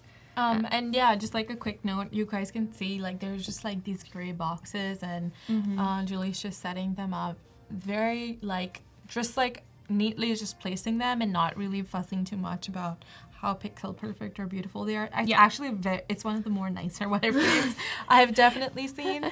You guys, I guess you can't like as a UX designer can't make let go of you're kind of in the process of defining what the feel is going to be. Yeah, because I do like seeing, sketches is where I get really rough with like drawing out a layout, but when I get into XD, since it's pretty quick to just change shading and stuff like that, I like throwing in little elements of like what will influence. And obviously like this icon here is higher fidelity, but it's just fun to see like the look and feel. Yeah, it's like kind of gets you excited about the design process for sure. Like add your own flair to it for sure. Exactly. So let's see. Let's go back to this list here. While Julie picks what's the next screen to design, Amina is asking, can we also talk about the business side of design? What exactly do you mean by the business side of design, Amina? I guess, are you referring to like, I guess like the kind like how freelancing, or do you mean also by that? I guess like what you probably are meaning is about freelancing as like a designer, how you like bill for hours or have a presence outside in your work. For sure, like one of the things we actually did, and you can come tune in tomorrow as well for, is having a presence, like having a professional presence through business cards. and we were running a chat and win, which we'll do again tomorrow, to be able to use business cards and using moo.com. Actually, one of the things that we were also telling folks who missed it earlier was that you can go onto moo.com/Adobe Live for 15% off on your moo.com order. I should also let you know that for the order on moo.com, the 15% off or even the digital gift card that one of you all won earlier does not apply towards shipping. All right, so while we've been gone, what's the decisions you've made? So I'm looking at the grocery list right now. So once you click on this, it'll open up your full grocery list. And the key things we want to see here are, I'm actually just going to copy this over here. But who is this grocery list like collaborated with in a way? So exactly, because your project is actually about like being in a co-living space. Exactly, yeah. So let's say we have 4 roommates, and we can go edit the actual icons over here tomorrow. But I'm gonna take this one out and throw these over here. And so we'll add in like shared with. Give me a name. Let's pick a name. Shared with. Oh yeah, somebody. Sandra. Great. Sandra's a great name. And 3 others. Ooh. So any of you who still want to get a review on it, Amina, if you have a portfolio link, doesn't have to be completely finished. If you want to submit it, go ahead and submit it on Discord or post it on here, and we'll pick 2 portfolios that we're going to discuss the design work from, and we can definitely at that time in exactly 4 minutes share tips on how to have a better presence even through your portfolio on the business side of things as a designer. So I see you have, Julie, another kind of like a repeat grid of circles that you've created. Yep. So this is just going to be like basically your checklist for so I'm going to make these a little smaller, but what's great is that, so in this Fresh Food UI kit, I believe there is a checklist piece, and that's where we can show you what components we'll do. This is a great way to kind of like get a step forward faster in your process of designing it. Instead of like making each of the icons, you can just literally like go in and use something that exists already. And Omar asks, how can I join Discord? If you go into one of the Daily Creative Challenge links, I believe if you are also on the Adobe Live page, if you go into the main screens, you should be able to find a link for Discord, or just go into discordapp.com and maybe find the Adobe XD page over there. There you go, Voodoo. I didn't need to explain all that. Voodoo has a link already. Val already has a link for you there. All right, so that was quick. You made a lot of progress really quick. So back in this UI kit, so you can see deselected and selected. So when you go into prototype mode, what's cool is that it has an interaction where if you tap it, it'll select, and if you tap it again, it'll deselect. And this is a brand new feature we have on XD right now, where you can go in and on that right-hand corner, like you can see, Julie's created a component and added states to it. And what states does is create a hover state, or you can create like a disable state. You can add it onto the list, and you can create a lot of interactions on the page itself, and keep them all in one place and edit them all together as well. Yep. So I don't know where my states went in here. So you double click, maybe I think you're selected on, double click into that. Yeah. Do you want to copy over the? Yeah, so I did that, and then it went away for some reason. There we go. I know, but then there's no. I think you're inside a repeat grid over there. Okay, so if I'm in a repeat grid. So if you like select that away, there we go. Maybe you want to make it a component on, if you open the assets panel on the left-hand side. I'm gonna make a local component. Yeah, make it a local component. If you go into the assets panel, so what you can definitely do is you see that little link icon. If you right-click on it, right-click on the thing. Yep. make local command. There you go. And I think, and then if you do a Command K, maybe? I think there's a group that's selected. Huh. Let's try it just Why don't we just make one of by ourselves? Yeah, for sure. These things happen, and I'm kind of glad it's happening because this is how you have to kind of keep troubleshooting on your project. For some reason, it's not. Okay, I guess we'll do that tomorrow. We'll figure it out. I think it might be something that we can update. If you have the latest version of XD, that might also solve the problem. But let's go back in here. We have 2 minutes left, so I'm just gonna add in. We can definitely come back to this as well. Yeah. Once we have a better understanding of what we want to create.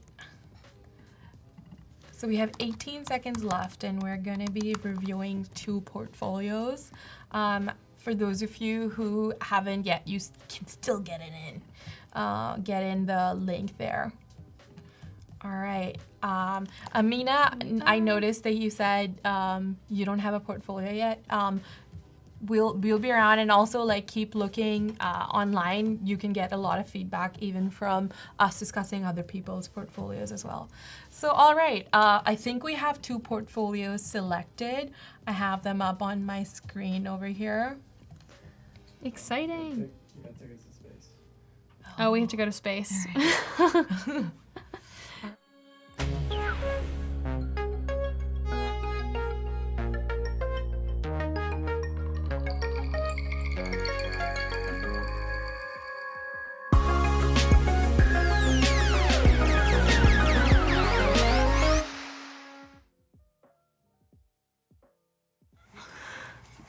Hi guys. We are in space. We're in space now. We're in the space of reviewing some portfolios today. How do you like my look? It looks great. You I do just too. realized these can come down, but then you can't really see, so it's maybe Yeah, not the and we best. kind of need that space to be. Yeah. All right.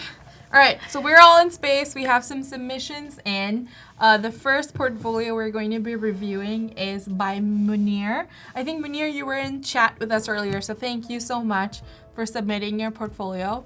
So here we have it up on Behance. So Munir is a graphic designer and UX UI designer. I like that you've thrown your Instagram link there in as well. And you're from Istanbul, Turkey. So hi. Hello. All right. So I think first off, I think that's a good use of information. Yeah. Letting people know where you're at. I think like that definitely helps. Like I think one of you was Amina was asking us about the business side of things. Yeah. In design, like letting people know where you're from kind of helps as well. That can let people know when you're going to be available, especially with like being able to work remotely and things. Yeah. People can know when you're available and things. Even like having some of your history over here, like using the resources available to you on a link like Behance. Yeah. And seeing your work history, of course, providing some of those important links. You gotta have a presence on things like LinkedIn, letting on a little bit about how you're like on social media is great too. And that's what someone previously had mentioned, like blending like work and life. And I feel like your presence on Behance and on Instagram and all that stuff, it's all about you, you know, and someone would be hiring you for you and your skills. So For sure. it's good to express all those sides of you. What I love just on the plain look of this is like the consistent color scheme. Yeah, for sure. So you're using a lot of blues, which is really nice. So I think that's great. Yeah. Also, like one of the very first things is that I can see from some of the previews that you have that you've done a lot of mobile design. That's another thing from a business perspective. If you want to be seen as a mobile designer, have mobile design previews and things put into the screen over there. Yeah. All right, so as we go in, let's click. So if this is the first project that you want to feature, keep it front and center. And usually people read left to right. So seeing that first project, let's click in. All right, that's a nice little splash first screen. I think I'm already impressed by the first visuals. preview. Yeah. And that's a good amount of text. So it's an e-wallet app that can offer users the ability to access their credit card details. Yeah, so I think this is a beautiful intro with like all the screens and be able to quickly see. I would say with the text, it shows like a lot of features in there, and I think that's something maybe in the next part of this you can go into more detail. Like, what is that one sentence that you could say if you only had, 12 words? What would it be? I'm like already looking at this, and it's great that you offered more information, but I mean, it's always hard to edit yourself, but like a three-liner just very quickly about what this app is. Yeah. This preview is great. I can tell already you created designs for a lot of different kinds of pages on this app. Oh, this is great too. I love that you set up the context. This is something you kind of have to do at the beginning of the project, which Julie was talking about earlier as well. Talking through understanding what is expected and what you're going to be doing and setting a goal in the project for sure. Yes, this is a great like intro into your designs, is like what is the foundation For sure. To set people up. And I like the fact that you've kind of extended your design system even into your research. That's something we quickly touched on as well. All right, so I see that you've set up like a style guide. Again, this is one of those things where each project can talk about different aspects of you as a designer. So you don't just have to jump into UI of like app screens. This kind of talks to your skills as a visual designer as well. Does this thing echo? Yeah, a little bit. Right? Okay, I think we're leaving space. we're I actually just needed to cough.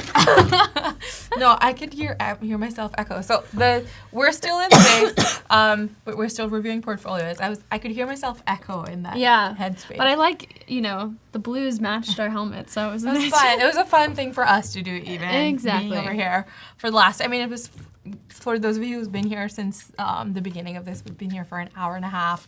So That's this is crazy. a nice break for us as well, for sure.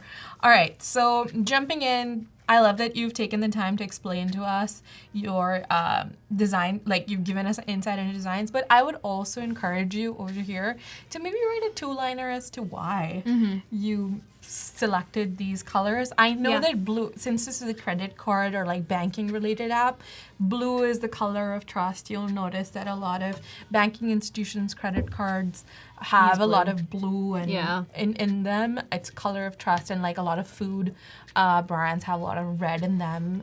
That kind of signifies fast food. And for those who are new, looking into like color theory is really, really valuable for your designs.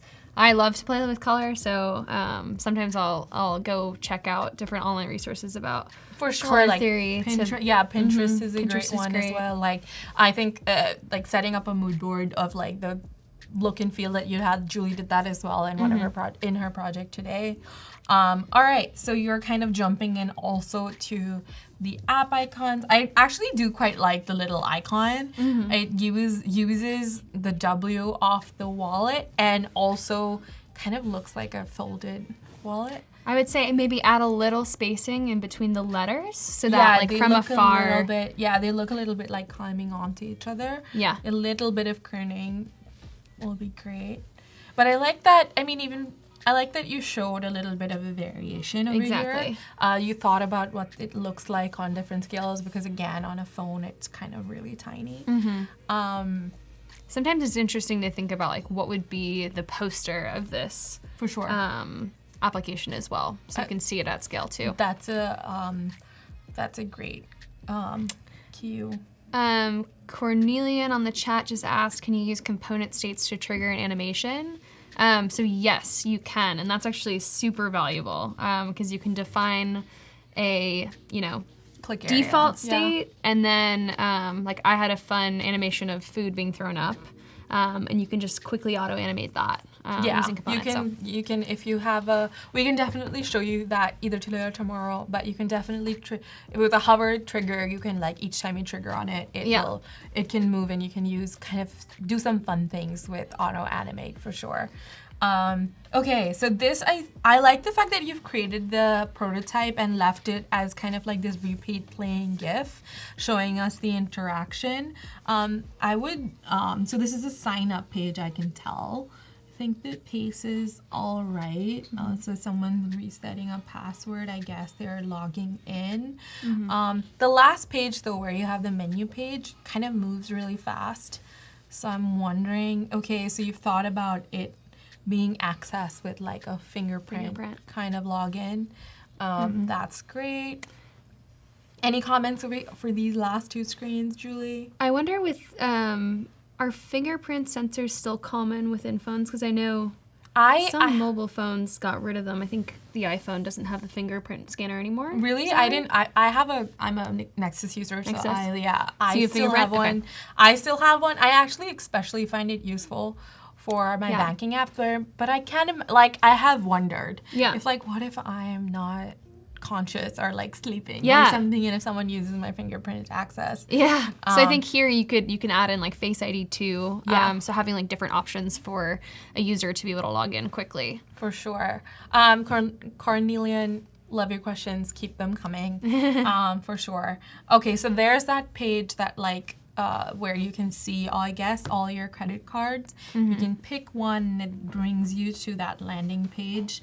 I guess this is an opportunity in your portfolio where you can show us all these different screens right next to each other. It's really nice to see the animation, but to be able to pause on the screen and just see the screen would be nice, so that I can assess the information that you have.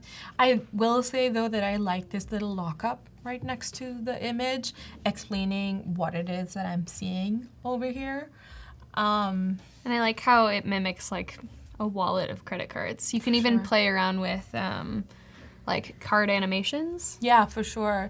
To go in front and behind. For sure. Yeah. I like that you've created, I think I'm seeing 5 almost different screens, and although the animation is great, but maybe seeing them laid out right below it would be nice, just to be able to see each screen for its detail. So we have another screen over here.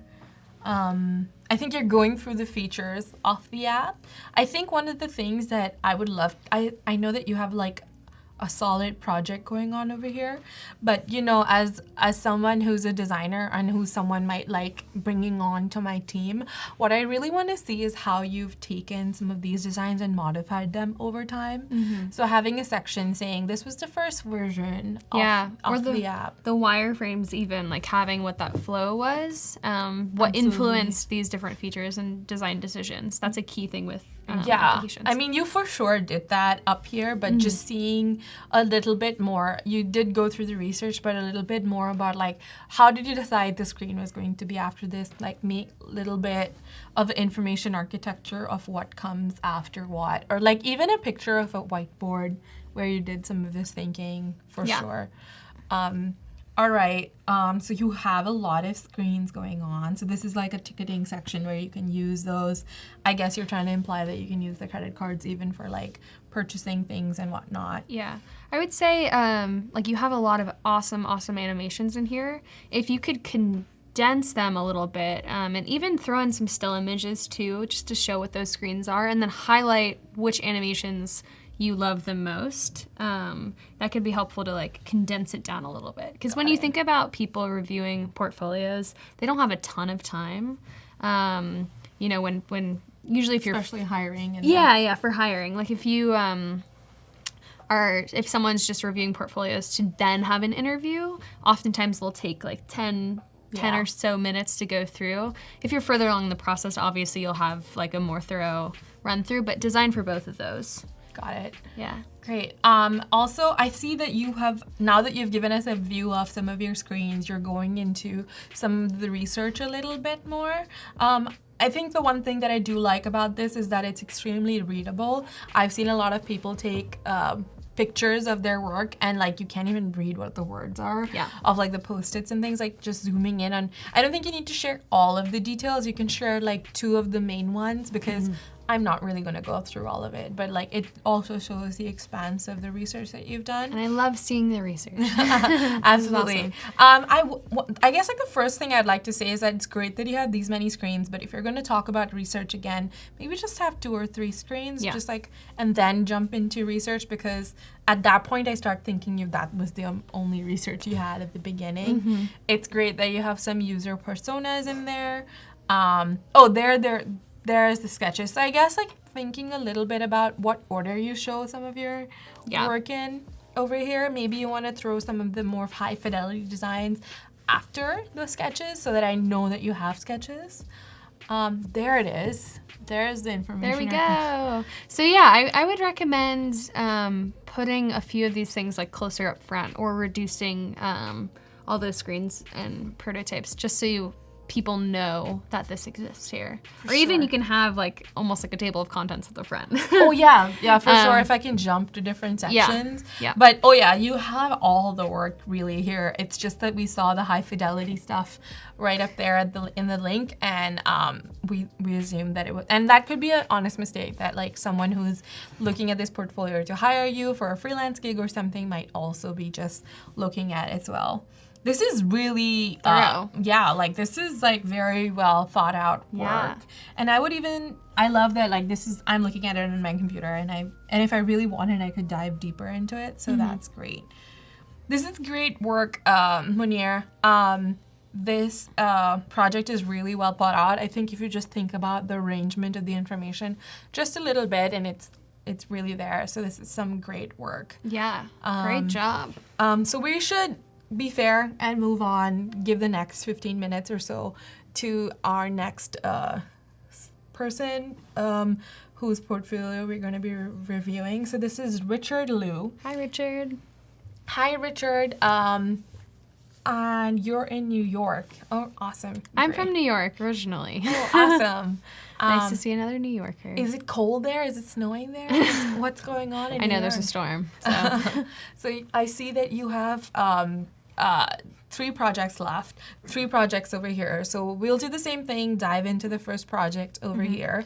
So And for portfolios, when you're applying to jobs and stuff, it's great to have, at least 3 to 5 projects. So it's good that you have that good like foundation. For sure. And show what put your best foot forward. So I'm excited to jump into this. Yeah. This is great. So you're one of the people who've done the daily creative challenges. I highly encourage anyone else who's tuned in to take part in these daily creative challenges. You can come out of some great looking projects, and you can design along with the people who are designing online as well with you. All right. So you've stated the challenge pretty clearly, and it's an event calendar app, I believe. Finding local events and focus on calendar view, allowing your users to hover over date and recent event details. So this is, I think, a very good, like, concise statement of what you're trying to design and what we're about to see, setting up the context for it. So here's a nice little demo. You've kind of explained a little bit about the design experience, things that you've considered while trying to design it. I would suggest making this into a bulleted format. Yeah. Just make it a little bit easier to like peruse through. So here's the demo. There's a little play icon, so let's play it. There's a Nice. date, there's a list. I like the different types of layouts that you got going. I like that it's like usually when people show demos, it moves really fast. I think this one's pretty well paced. Yeah. So should we say that one more time? So you select filters and you searched based on those filters. You see a list and you can either look at it from a date, and depending on the date, it shows you a list of the events that are happening. Were there filters selected in there? I think there's a filter over here. So this screen in particular, Yeah. I would say, I don't know if you're trying to get to this as well. It's a little bit like confusing. I think the screens following these are pretty clear, but this first screen is a little bit confusing. We don't realize there's something written over here before we hit Yeah, filters. I would say make that search part I mean, it looks like it's supposed to be the main part of this screen. So you don't necessarily even need to have filters in there yet, or you could have it within the search. So as you click on search and, you know, different suggestions pop up, you could have an option to filter in there. But people likely, you know, if you're looking for finding events, they'll probably search for something, and then once they see the options, they'll want to filter. So you could even just have that in the next For sure. screen area. Got it. Also, Samet, yes, this is live. Hi, Colby. I think we have some new people joining us on chat still. Hello. We are reviewing 2 portfolios. This is the second of the portfolios by Richard. We've jumped into one of his projects. It's a UX portfolio, clearly. So I guess if you click over here, it launches the interactive this is where you can start interacting with it. That's kind of neat. Yeah, so I'd also love to see if you could do like still images of all the screens so that upon first glance, you know all the different things that you designed, and then have the demo in there as well. So I think you have 2 at the top. So that's a good like intro into that. For sure. This is awesome. I also saw like a link in here. I'm just going to quickly jump to it just to see what you have in a portfolio. Oh, this is a nicely laid out little portfolio. So you have those 3 projects. It never hurts to have your own website, but also have some of the work also posted on Behance, because that's kind of a repository of a lot of other designers where people go in to find work, or designers to hire for freelancing, things like that. What do you think about the landing page? I think it's super easy to know like which projects to go into. In terms of structuring, I think it's good. Yeah, have like, you know, follow what you would want people to look at first. So having your best project first. Seems like you kind of... That's where they'll have the most time to go into it. Let's open up that one. Party mode for Spotify. I'm so curious. All right, so we have... So this is like kind of a little bit, if some of you who might have been hanging around with us for a little while, we were talking about portfolios for and the business side of things. This is, again, one of the things that we were mentioning is like take a familiar app and maybe try to engage with it and add more things to it. I like that you've summarized a lot of it. I'm going to browse through it a little bit quickly just to see what you have up here. Making party playlists. So you're creating a party playlist on Spotify, party mode. So like I guess people can contribute to it. I had done a similar in my computer science class back at school. We had built something like this as a fun little project, like a party playlist where you can add songs. Awesome. So this is awesome to see. Yes, also submit. Yes, you can submit some of your questions to us. We'll answer them over here. Julie and I will be back tomorrow at 12 Pacific Standard Time online, continuing some of the work that Julie was doing over here. And right now we're kind of going through a portfolio just to kind of switch things up and show you what other work people have been doing. All right, so these are really neatly designed screens for sure, I have to say that. Keeping consistent with Spotify's design system is really great. Yeah, that shows your maturity as a designer for sure, to be able to like take an existing design system and kind of extending it for sure. I love that you've gone into the design process. We are kind of running short on time a little bit, so I'm going to browse through this, but I like the level of detail here. I think I like the fact that you've highlighted some sections that makes it kind of more browsable. That's what a lot of people, when they're looking at their portfolio, looking for, is to be able to be like, do you have this? Yes, yes, yes. And I'll stop where I need to, but just have specific call outs for me. Yeah, you have personas, so you can even add in, like, just to make it a little more visual, adding in little profile icons to these people. That could be a fun thing to break up the text. For sure, and journey mapping. That's a lot of work. So you've done pretty solid amounts of research over here. This is something that we also did today, creating wireframes with Julie. We are making a food waste management app, which we'll also continue tomorrow for Colby, Richard, Samet. We'd love Munir if you'd join us back again tomorrow to do those things. This is all great. This is looking really nice. I love the fact that you've created a V2 of iterated wireframes, taken feedback from people. Yep. This is something I think is key to a good design portfolio Yeah. for sure. Yeah. Seeing how you take someone's feedback and like apply it in your design.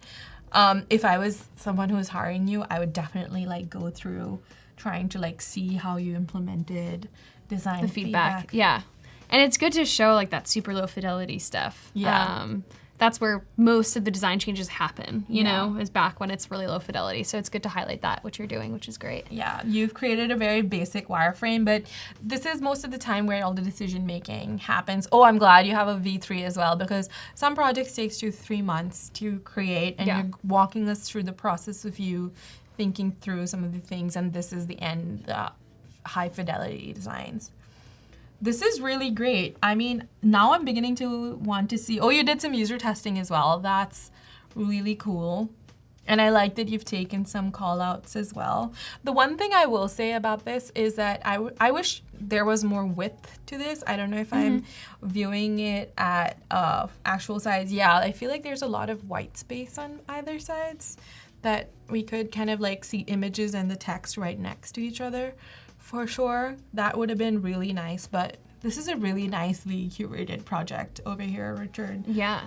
Really impressed by some of the work that you've done here. But like, I guess my only feedback over here is to like divide it up. Yeah. So we don't have too much time left. So what are your kind of like parting words, Julie? Yeah, so we did, you know, a brief overview of the concept that we'll be working on, which is a food inventory experience designed for co-living spaces, so shared households. So we did just a couple wireframes, and tomorrow we'll be building those out further and touching into like the home experience as well as the grocery list and inventory piece of it. So we'll be sprucing that up and adding in more visual aspects and then prototyping it tomorrow. So come on over tomorrow and join the chat. For sure. We'll look forward to seeing you guys tomorrow. This is Julie and I signing off. Richard, Colby, Samet, Munir, it was so nice to talk to you, all of you. We look forward to seeing you tomorrow.